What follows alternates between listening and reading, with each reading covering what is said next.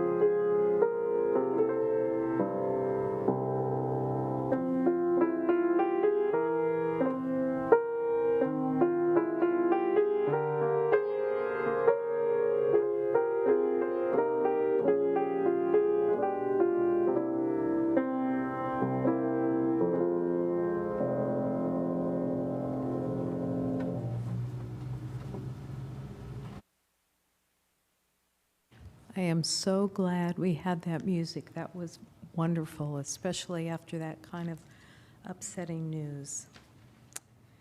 When we light our chalice, those at home are welcome to light your own chalice or candle to be more inclusive in the service.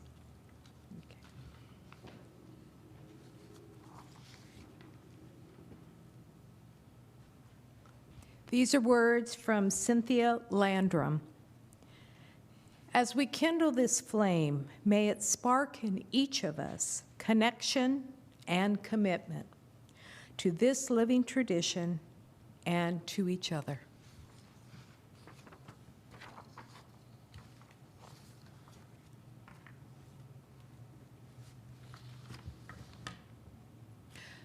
Welcome to Eastrose Fellowship Unitarian Universalist worship service. I am the Reverend Sue Matranga Watson, and I go by the pronouns she and her. I will be your worship leader today. But first, we need to acknowledge the lands on which Eastrose Fellowship building sits, and those that are home now to our widespread communities. These lands are the traditional village sites of the Multnomah, the Wasco, the Wishram, Cowlitz, Klamath, Clackamas, bands of Chinook, Tualatin, Kalapua, Malala, and many other peoples who made their lives here. We thank the original caretakers of this land and their descendants who are among us still. Our speaker today is Paulann Petersen. There's Paulann. You can stand up, say hi. She is Oregon's Poet Laureate Emerita, served 2 terms from 2010 to 2014. She has written 7 full-length books of poetry, mostly recently One Small Son, from Salmon Poetry in Ireland. The Latvian composer Eriks Essenvalds chose a poem from her book, The Voluptuary, as the lyric for the choral composition that is now part of the repertoire of the choir at Trinity College in Cambridge. Her reflection is called Falling in Love with a Wounded World, How Poetry Can Help Us in Dark Times. And don't we need that? Thank you. This is a reading from Shawnee Kelly. One word can spark a moment. One flower can wake the dream. One tree can start a forest. One bird herald spring. One smile can bring a friendship. One hand clasp can life a soul. One star can guide a ship at sea. One cheer can obtain a goal. One vote can change a nation. One sunbeam can lift a room. One candle wipes out darkness. One laugh will conquer gloom. One look can change two lives. One kiss can make love bloom.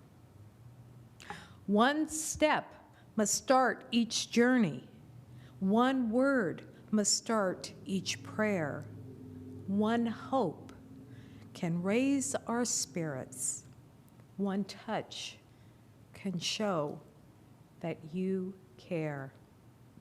One voice can speak with wisdom. One heart can know what's true. One life can make a difference. One life is me and you. Our opening hymn is Blessed Spirit of My Life. It's number 36 in the gray hymnal. Oh, I can't read my writing. 86, thank you, in the hymnal. It's also up on this, the words will be up on the screen. And please stand if you're willing and able.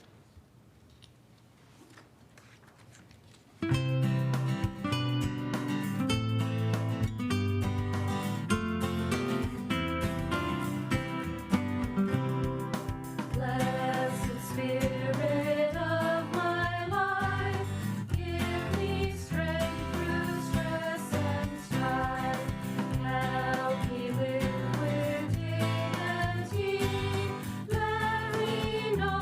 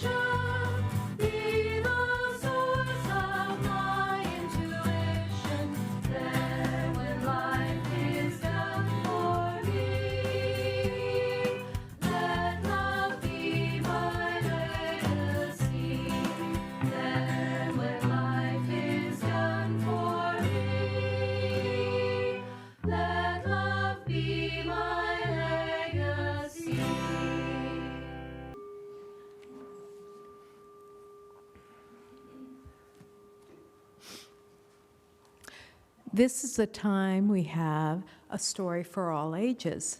And if we had children in here, I'd have them come up. But in the meantime, I'll have all those ages that are older than children. You can stay in your seats. And those on the screens at home or sitting at home, you can just enjoy yourself and listen to my story. This is a story of mystery, adventure, and suspense. And this person who I'm going to talk about, and her picture's not up there yet, we'll do it after I say who it is. Today is her birthday, July 24th. So this woman was born in 1897. She was involved in adventure. She was a pilot. She was a best-selling author. She was a celebrity.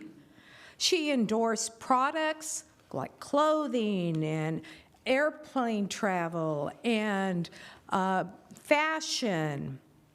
She bought her first plane just 6 months after her first lesson. During World War II, this woman helped out in the medical profession, helping with soldiers and military people that had been hurt. Due to the pandemic of 1918, she contacted the flu, the Spanish flu, and it affected her sinuses, and basically had many surgeries in her life, and eventually one surgery was successful. She was in competition in air racing. She did the first transcendental solo flight as a woman. Guess who she is? Amelia Earhart. Amelia Earhart she set many records. She had an adventurous and exciting life.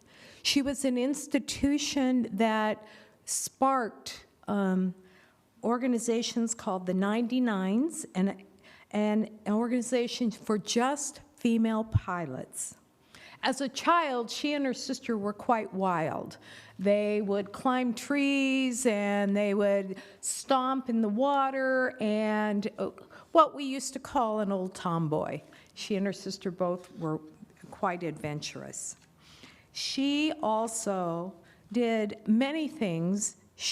Besides all the ones that I mentioned, she knew the presidents, several presidents. She was friends with Eleanor Roosevelt. And she literally changed the world, how it saw women, and women, especially powerful women, and women in flight. She wore pants openly. She also wore dresses when she needed to get dressed up. She set the world record in 1922 for female pilots, flying the highest there ever was. She was the first person to fly solo from Hawaii to California. She, like I said, she had her own fashion line. And in 1931, she had a world altitude record of 18,415 feet while flying a small plane. Now, most people know about Amelia Earhart for a lot of the things that she did. And most importantly, the mystery. She disappeared. She and her navigator, Fred Noonan, were flying. It was going to be a solo trip across the United States. They made it to near New Guinea and had some problems. Before that, they had made half the flight, and then they had to start up again and made the second half. And over New Guinea, they lost, they couldn't hear them through the radio, and they never knew where they went. Speculation was that the plane lost altitude or gas or had a malfunction and crashed in the ocean. They never found the plane. There has been lots of theories. One was she was on an island, and it was during World War II, and the Japanese, or around World War II, and the Japanese possibly kidnapped them and held them prisoner of war. That's kind of a theory. Another theory was that she was a spy for the U.S. and somehow was captured while doing her work as a spy. Nobody ever really knows. She's one of those people that will always be a mystery. And over the years, they have spent millions of dollars trying to find her plane and trying to understand, and it has never been found out. So today we honor this woman of adventure, this courageous woman who changed the world in our life. Remember what that first poem I was reading? It just takes one person, one moment to change the world. And Amelia Earhart did that, and we thank her. So happy birthday, Amelia, wherever you are now. This is time for our offertory. The offering is the sacrament of the Free Church. It is supported by the voluntary generosity of all who join with us. The offering will now be given and received in grateful appreciation of our hopes and values. We will now receive your offering for the support of this religious community and the work Eastrose does in the world. When we collect half of the cash, because some people put their pledge in by their credit card or they write a check, but the cash collection goes to an organization performing charitable works in our community. And this quarter, our partner is Friends of Nadaka. And Nadaka Park, Nature Park and Garden Project is a 10-acre area in a 2-acre neighborhood site location 10 minutes from here, from Eastrose, just over there. Friends of Nadaka believes that everyone should have access to nature, access to healthy food, and the community should have a safe place to gather, to celebrate, and to grow. This is one way that Eastrose reaches out with compassion into our neighborhood.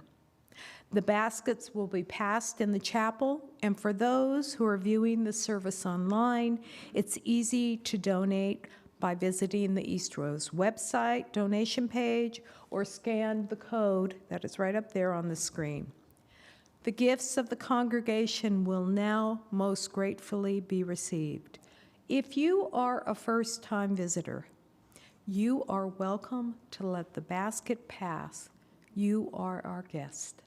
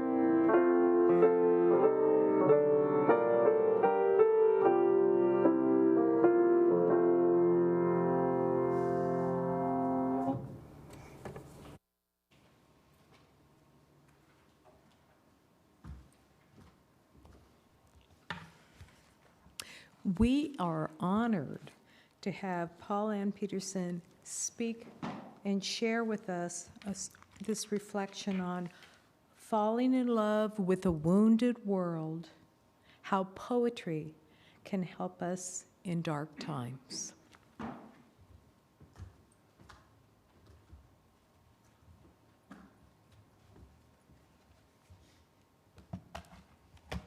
Hello. My thanks to Jan, to Sue, to Mary. My thanks to Sandra Sakurai, a dear friend who first introduced me to this fellowship. And I think it was Mary who said when I mentioned her name how much many of us still miss Sandra.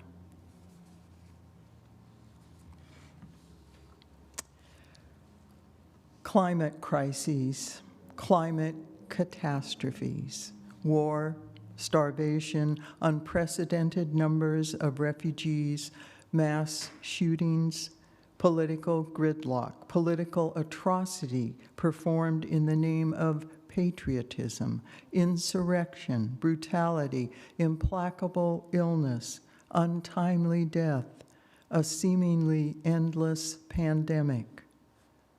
Our resulting anger, fear, despair, pessimism, futility, numbness. Yes, the barrage can wear us down, wear us out, dehumanize us, all too easily dehumanize us. Is poetry a cure? No. But poetry can do this.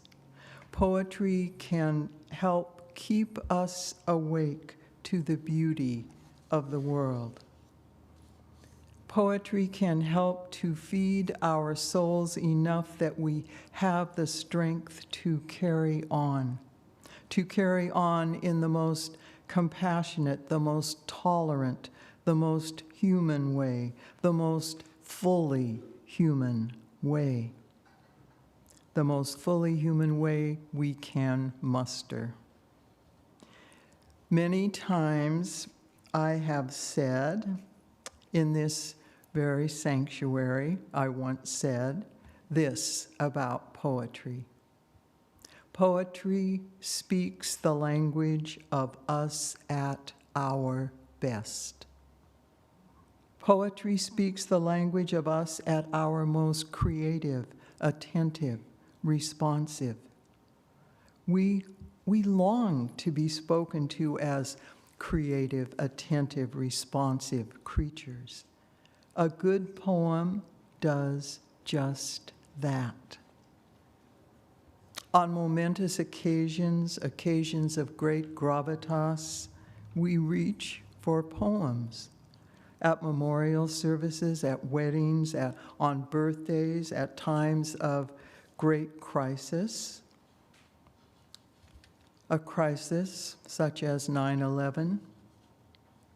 2 weeks after 9/11, as our nation was reeling in shock, in disbelief, the New Yorker magazine published this poem by the great Polish poet Adam Zagajewski. Try to praise the mutilated world. Try to praise the mutilated world. Remember June's long days and wild strawberries, drops of rosé wine, the nettles that methodically overgrow the abandoned homesteads of exiles. You must praise the mutilated world. You watched the stylish yachts and ships. One of them had a long trip ahead of it, while salty oblivion awaited others. You've seen the refugees going nowhere. You've heard the executioners sing joyfully. You should praise the mutilated world. Remember the moments when we were together in a white room and the curtain fluttered. Return in thought to the concert where music flared. You gathered acorns in the park in autumn, and leaves eddied over the earth's scars. Praise the mutilated world and the gray feather a thrush lost, and the gentle light that strays and vanishes and returns. Adam Zagajewski. Try to praise the mutilated world, a world mutilated by terrorism and vicious destruction. Why? Because to praise is to express gratitude. Because gratitude is one of the best of our human qualities. And being one of the best of our human qualities, practicing it keeps us more fully human, more fully humane. Adam Zagajewski's poem urges us to keep falling in love with a wounded world. Does he urge us to ignore what is wrong, what is calamitous, what is catastrophic? No. His poem isn't asking us to be blind to reality. His poem is asking us not to be blind to the beauty that exists concurrently with the sorrows of this world. Because to be blind to the beauty of this world is to be less human, drastically less human. Bertolt Brecht, in one of his poems, asks and then answers a question. In the dark times, will there be singing? There will be singing of the dark times. Part of that singing about dark times, is singing what gleams, singing about what gleams, what shines despite the darkness of the times. In his poems, Wendell Berry, master American poet, often sings about what shines despite the darkness of the times. Here's Wendell Berry's poem, The Peace of Wild Things. And I see some heads nodding. That's always a wonderful thing to see. The peace of wild things.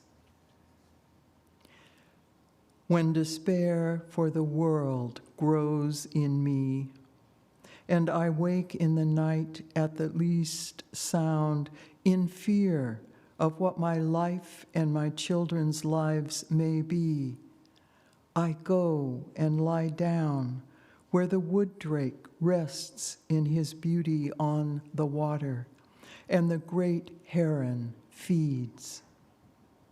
I come into the peace of wild things who do not tax their lives with forethought of grief. I come into the presence of still water and I feel above me the day-blind stars waiting with their light. For a time, I rest in the grace of the world and am free. I rest in the grace of the world and am free. So saith Wendell Berry.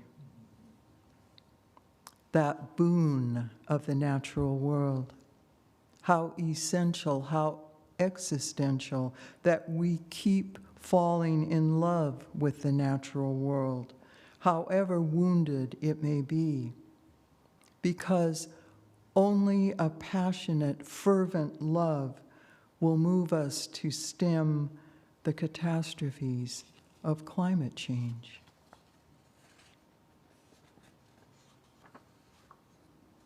To rest in the grace of the world. One of my poems is titled Grace. Yes, grace. An unwarranted, undeserved blessing. My poem has an epigraph, that note between the title and the body of a poem that provides the reader or listener with a little extra information, or sometimes dedicates the poem to someone or something. My epigraph says, "Remembering Katrina." And although that hurricane and its horrible aftermath occurred in August of 2005, my poem is, to me, remarkably current, remarkably up to date.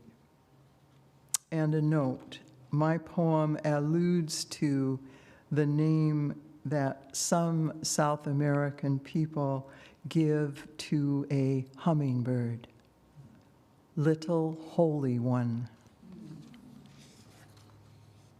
Grace, remembering Katrina. A continent away from my ocean-cooled Northwest home, a hurricane's flood made refugees of thousands. Homes and buildings shattered, then ground into a slurry of slash dotted with corpses. Bodies floated in turgid rivers, iridescent swirled across the water's heat-gleamed surface. Thousands of miles from that flood, different thousands, starved in drought-scoured lands, each face seething with flies. Does dew still fall in places crazed by drought? Does it at first light wet a single tongue? Is any drop of flood water safe to drink? I sip a cup of sweetened tea. Not even the smallest mishap here, where for 2 days in a row, a hummingbird comes to the nearby dahlias, their red a match in all but iridescence for its throat. For a second day, a hummer, Little Holy One, comes close enough to set up a tremor behind and below my ears in those skull bones created to catch, to thrum with sound. A hum sets in under my brain that's filling again with footage of bleary people walking in lines on broken roads, what they can save slung on their backs in plastic garbage sacks. Today and the day before, a ruby-throated spirit visits here in my favor for no particular reason. A small God intervenes.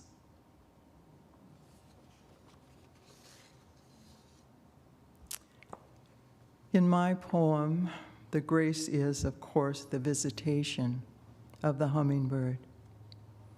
The poem calls anyone who might read or hear it to be open to the graces that flash and shine, to be open to falling in love with our wounded world.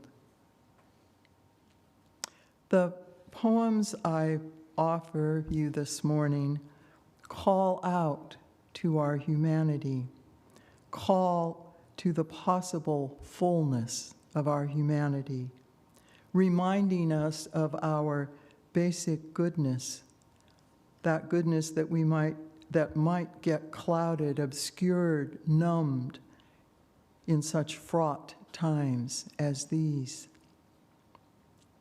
Few poets do this as successfully as Mahmoud Darwish in his poem, Think of Others.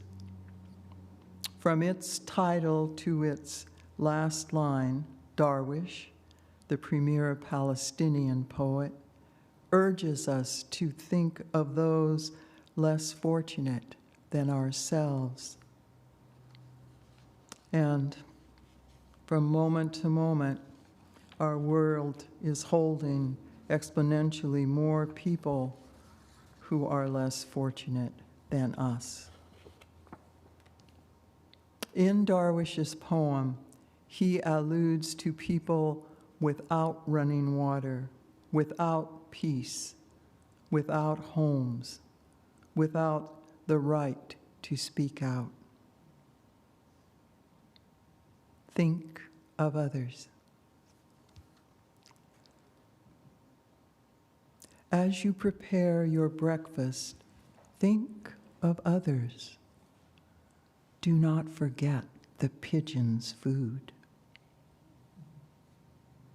As you conduct your wars, think of others. Do not forget those who seek peace. As you pay your water bill, think of others. Those who are nursed by clouds.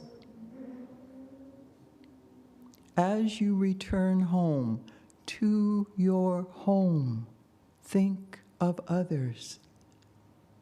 Do not forget the people of the camps.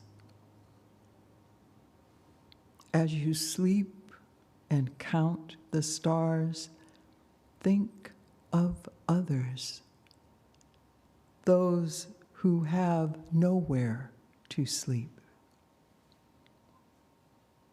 As you express yourself in metaphor, think of others, those who have lost the right to speak. As you think of others far away, think of yourself. Say, if only I were a candle in the dark. Mahmoud Darwish.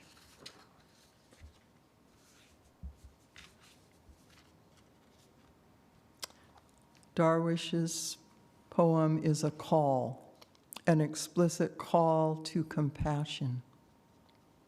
Compassion, a way out of numbness, a way to act in the face of today's travails.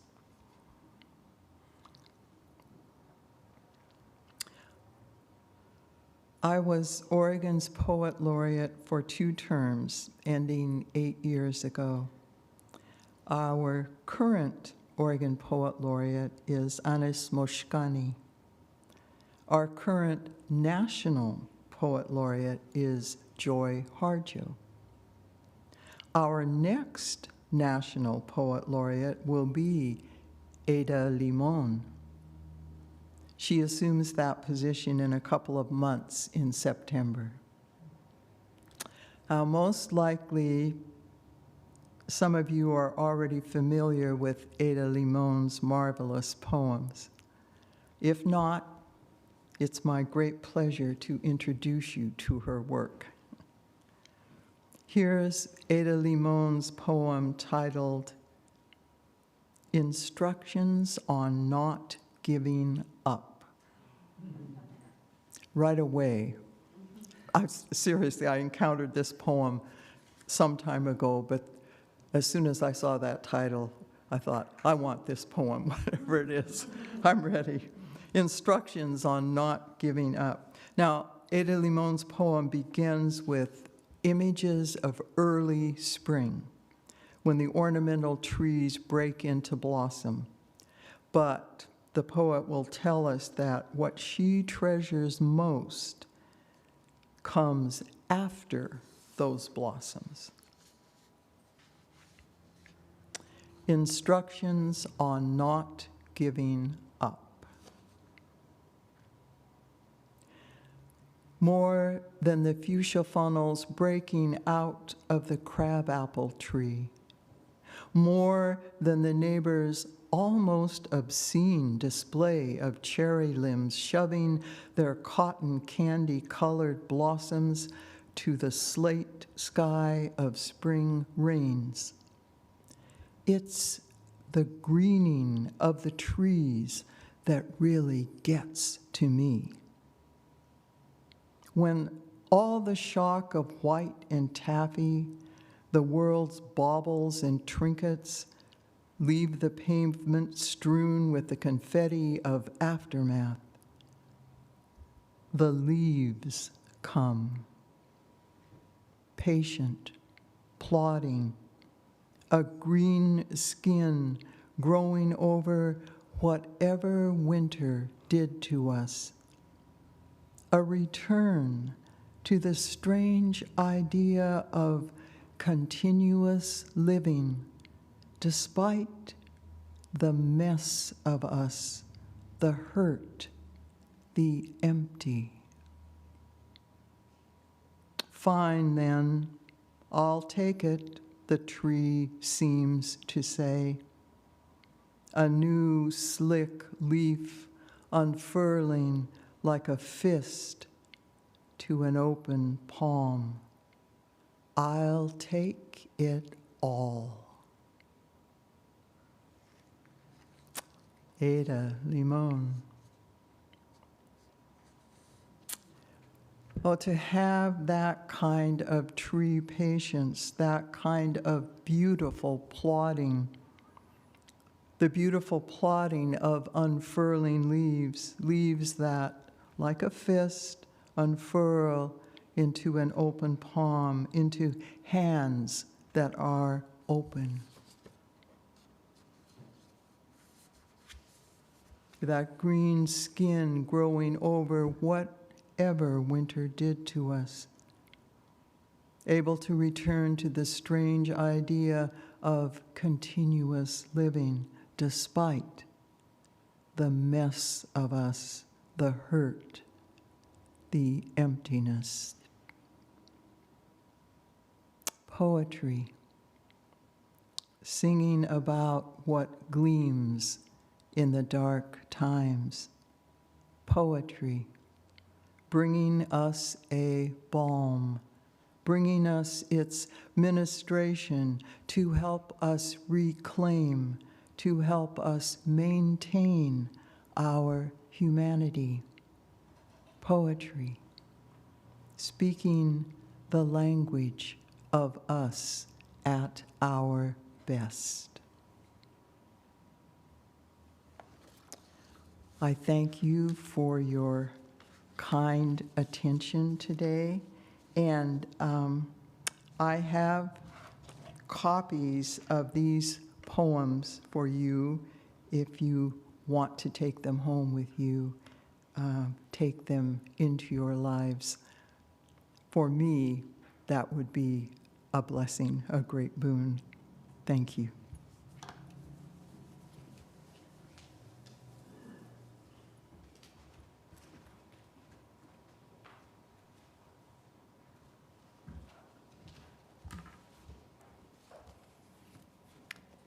Thank you.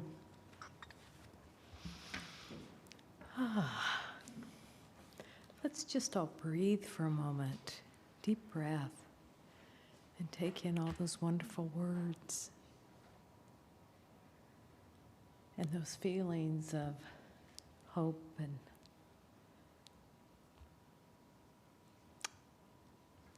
enlightenment. Our closing hymn is There Is More Love Somewhere. It's in the gray hymnal, number 95, but the words will be on the screen. Please stand if you're willing and able to sing the hymn.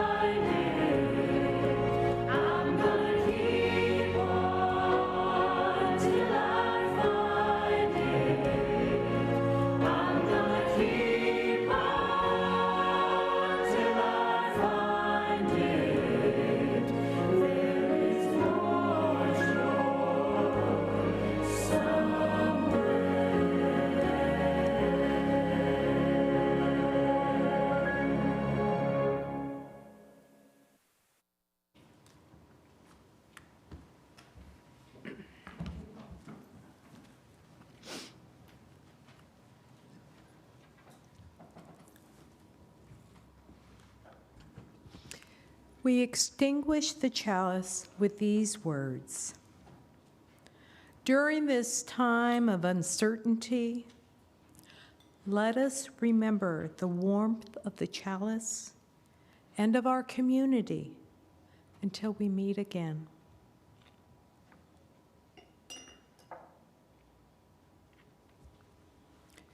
The closing words in benediction are by Kathy A. Huff. Our time in this place may have ended, but our connections to each other and this community remain.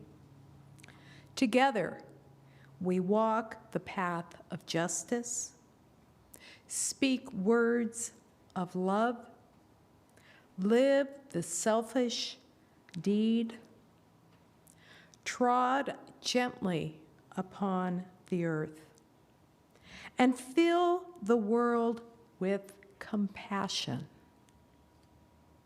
Until we meet again, amen and blessed be.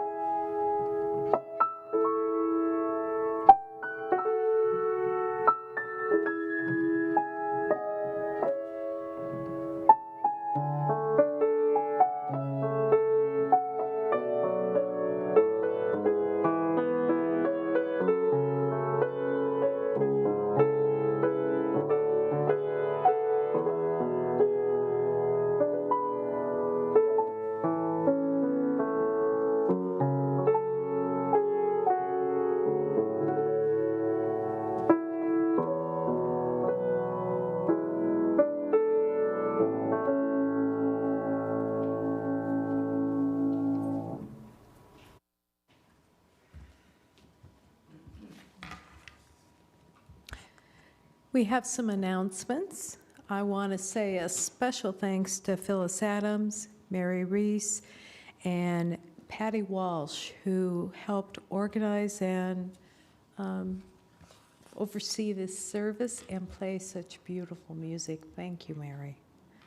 Also, Mary provides choices of the hymns that we sing and the beautiful pictures that we see on our screen. And the flowers from Mary also. Next week's service is Bringing GA Home. Unitarian Universalist Association General Assembly was held this year from June 22nd to the 26th in Portland. The theme of this year was Meet the Moment, Reimagining Radical Faith Community. This year was a multi-platform experience attended by a number of Eastrose people, and several of them will be bringing experience, observations, and inspirations to share in this panel-style service, Reimagining. That's what we're all about these days. It's 10:30 as far as I know. That's when I'm going to be here. I have a couple of other announcements.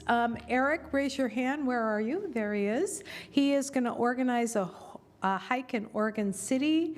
You're going to leave at 8 a.m. When is this day that you're going to organize this hike? Is it this week? It's supposed to be this week's pedal, which nobody got. Right.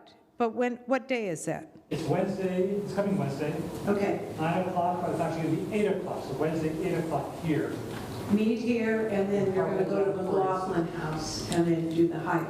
So it'll be in the morning before the heat kicks in. Weeding needs are overwhelming. Can you help? This week during the day might be a little rough, so you might not come, but maybe do some weeding in the morning. Linda Sheldeck, Linda, raise your hand. She is the person that you need to talk to about that.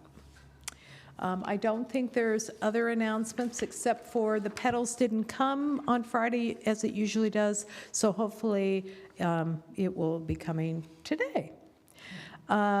Service is over. Thank you all for coming. Thank you for those on the computer. Close your YouTube, and you on screen will go to the group chat on Zoom, and that, if you don't know how to get to it, go to last week's pedals or the website, and you can do that. Now is our time for chat, tea, and coffee. Thank you so much, and everyone be safe this week with the heat, and enjoy the rest of your Sunday.